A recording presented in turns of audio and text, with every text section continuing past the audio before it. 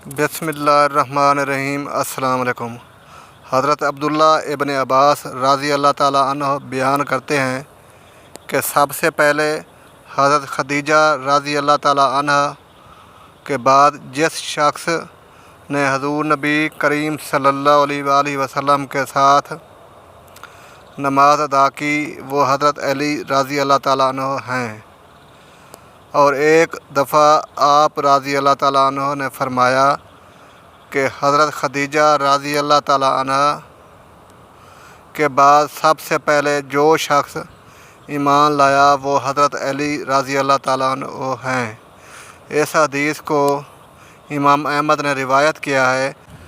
حضرت عمران بن حسین رضی اللہ تعالیٰ عنہ ایک طویل روایت میں بیان کرتے ہیں کہ حضور نبی کریم صلی اللہ علیہ وآلہ وسلم نے فرمایا، بے شک علی مجھ سے ہے اور میں اس سے ہوں، اور میرے بعد ہر وہ مسلمان کا ولی ہے۔ اس حدیث کو امام ترمذی نے روایت کیا ہے اور کہا ہے کہ یہ حدیث حسن ہے۔ محمد مصطفیٰ صلی اللہ علیہ وسلم فرماتے ہیں کہ میں علم کا شہر ہوں اور علی رضی اللہ تعالیٰ عنہ اس کا دروازہ ہے۔ اللہ تعالیٰ نے حضرت علی رضی اللہ تعالیٰ عنہ کو دنیا کے علوم سے نوازا۔ آپ کی ذات گرامی ایک پوشیدہ حقیقت ہے جسے ان تک کوئی مکمل کھوج نہیں سکا۔ آج حضرت علی ابن ابی طالب علیہ السلام رسول خدا کے چچا زاد، بھائی، داماد، پہلے کم عمر ایمان لانے کے لیے امام حسن اور امام حسین کو پیش کیا، مگر قاضی نے شرعی اصول کے مطابق بیٹے کی گواہی قبول نہ کی۔ حضرت علی نے فیصلہ قبول کر لیا۔ یہ واقعہ حضرت علی کی عدل پسندی اور قانون کی بالادستی پر یقین کی ایک روشن مثال ہے۔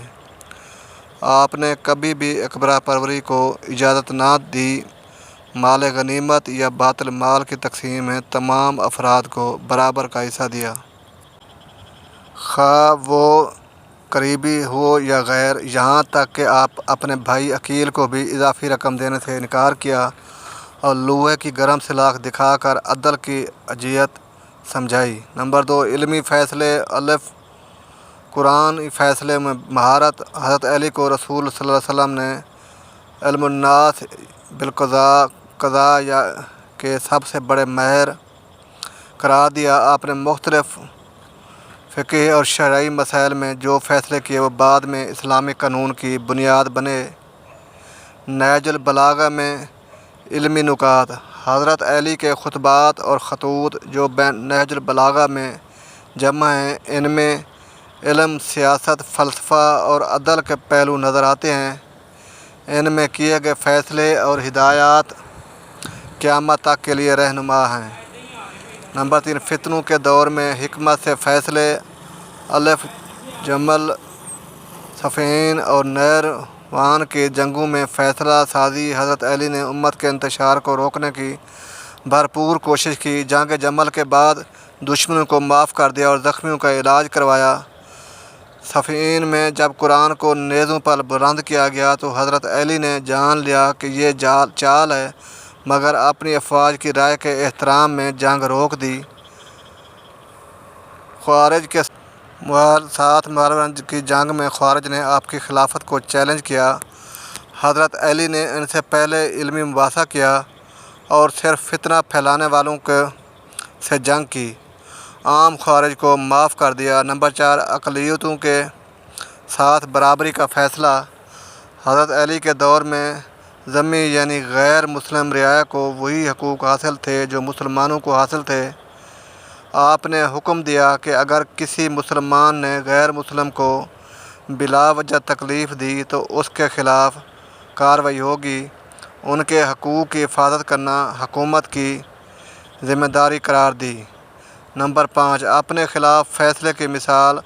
حضرت علی نے فرمایا کہ اگر میں خود بھی ظلم کروں تو تمہیں مجھ سے بات پوچھ کرنی چاہیے، یہاں تک کہ اگر کوئی شخص ان پر بھی الزام لگاتا تو وہ عدالت میں حاضر ہوتے۔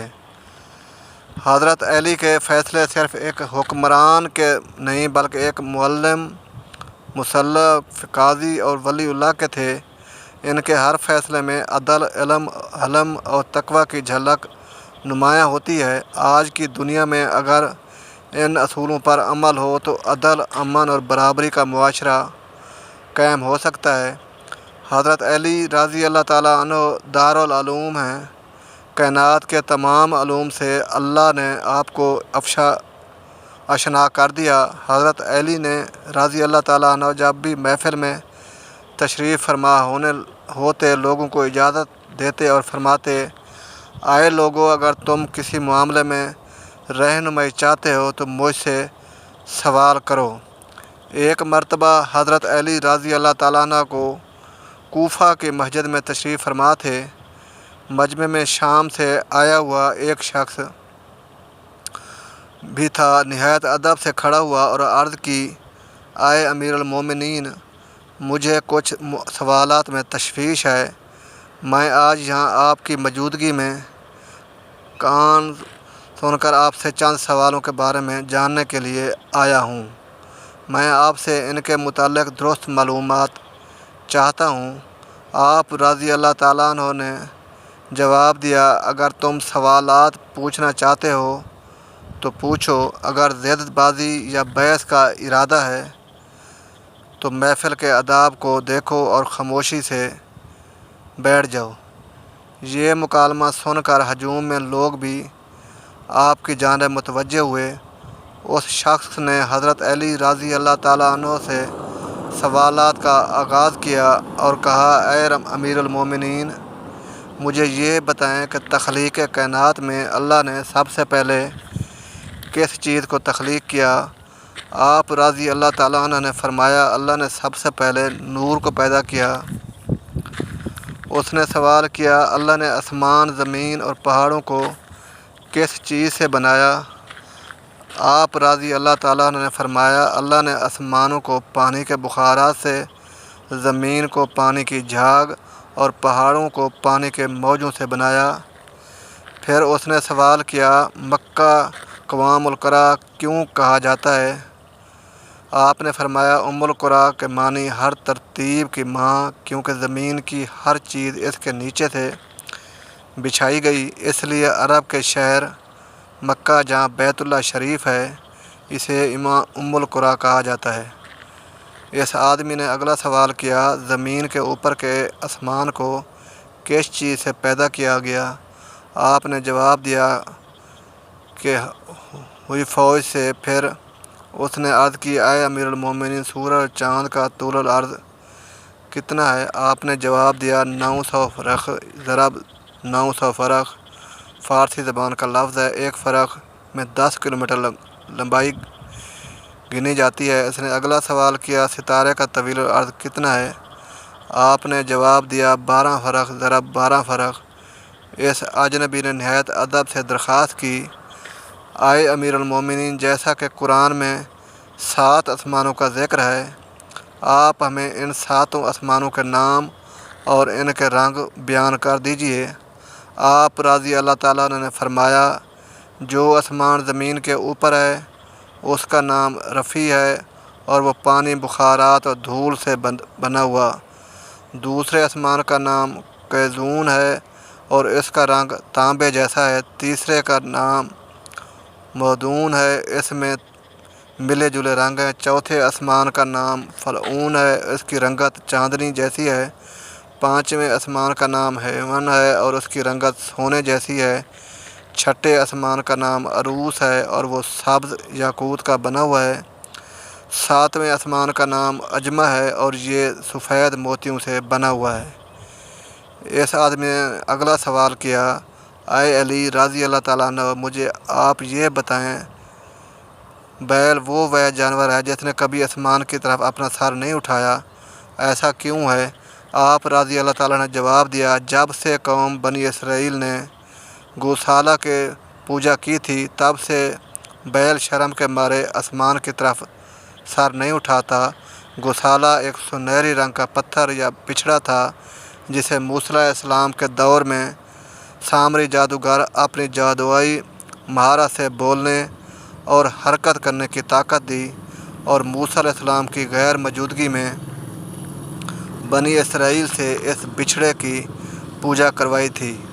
مجمع میں موجود تمام لوگ حضرت علی رضی اللہ تعالیٰ عنہ کی حاضر جوابی اور علمی قابلیت سے بے حد متاثر ہو رہے تھے۔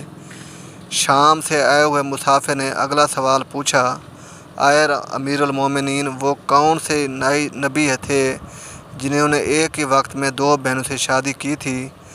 آپ رضی اللہ تعالیٰ عنہ فرمانے لگے، وہ یعقوب بن اسحاق علیہ السلام تھے۔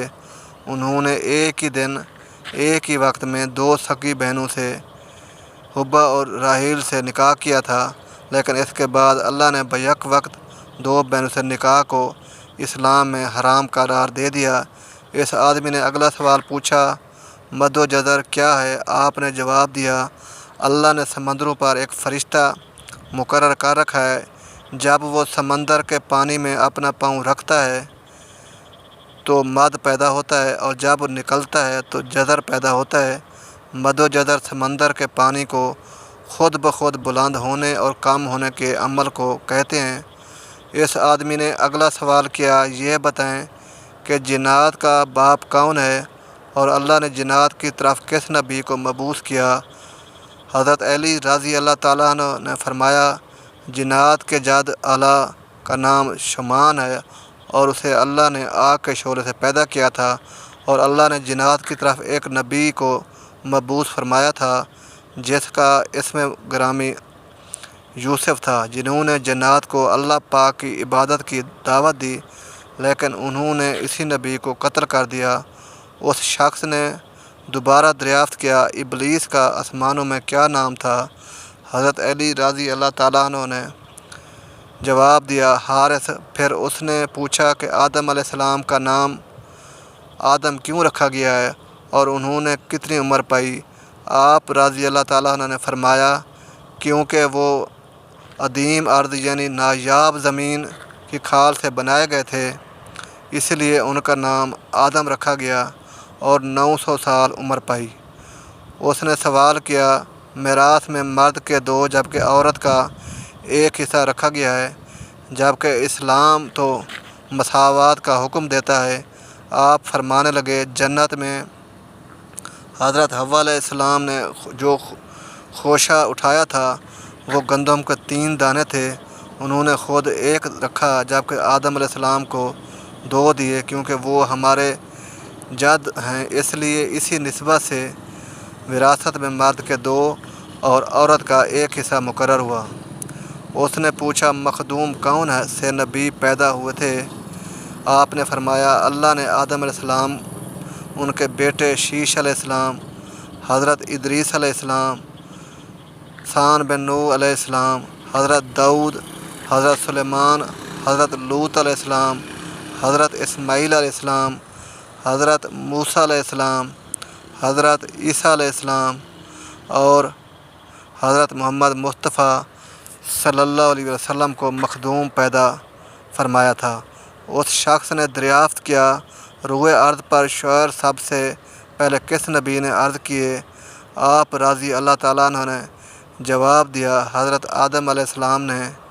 جب حضرت آدم علیہ السلام زمین پر اتارے گئے اور انہوں نے ہر طرف زمین کی خاک اور وسعت اور ہوا کو دیکھا، اور پھر جب شیطان کے وسوسے کی وجہ سے قابیل نے حابیل کو قتل کیا تو آدم علیہ السلام نے شدید غم میں یہ اشعار کہے، جن کا ترجمہ ہے، اور ان کے رہنے والے بدل گئے، اور زمین کا چہرہ خراب اور گرد آلود ہو چکا ہے، رنگ و ذائقہ رکھنے والی چیز بدل گئی، اور خوبصورت چہرے کی بشاشت مانند پڑ گئی۔ میں اپنے طویل و حیات کو باعث غم سمجھتا ہوں، اور کیا زندگی کے خاتمے کی وجہ سے مجھے چین مل سکے گا؟ میں آنسو آخر کیوں نہ بہاؤں، کیونکہ حابیل قبر میں دفن ہو چکا ہے اور قابیل نے اپنے بھائی کو قتل کر دیا۔ ہائے غم و حسرت، سانے والا سلونا بیٹا کم ہو گیا۔ یہ بات سن کر سبھی حاضرین خاموش ہو گئے۔ پھر اس نے پوچھا، اے امیر المومنین، حضرت آدم علیہ السلام جنت سے نکالے جانے کے غم میں کتنا عرصہ روتے رہے؟ آپ نے فرمایا، آپ 100 سال تک روتے رہے۔ شامی نے سوال کیا، کفر کی ابتدا کس نے کی اور پہلا کفر کس نے کیا؟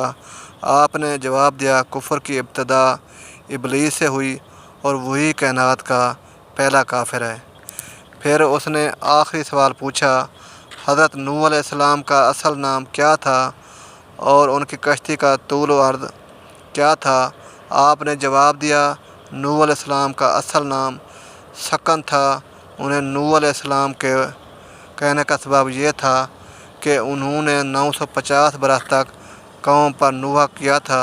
ان کی کشتی کا طول و عرض 800 ہاتھ اور عرض 500 ہاتھ اور سطح سے اس کی بلندی 80 ہاتھ تھی۔ ناظرین گرامی، یہ تھے حضرت علی رضی اللہ تعالیٰ عنہ سے چند عجیب و غریب سوالات اور ان کے جوابات۔ باحوالہ کتاب حضرت علی کے فیصلے۔ اللہ سے دعا ہے کہ وہ ہمیں نبی کریم صلی اللہ علیہ وآلہ وسلم اور ان کے اہل بیت کا سچا اور آپ کا غلام بنائے، آمین۔ ناظرین، اللہ تعالیٰ سے دعا ہے کہ اللہ تعالیٰ ہم سب مسلمانوں کو نیکی کی بات کو سوچنے، سمجھنے اور اس پر عمل کرنے کی توفیق عطا فرمائے۔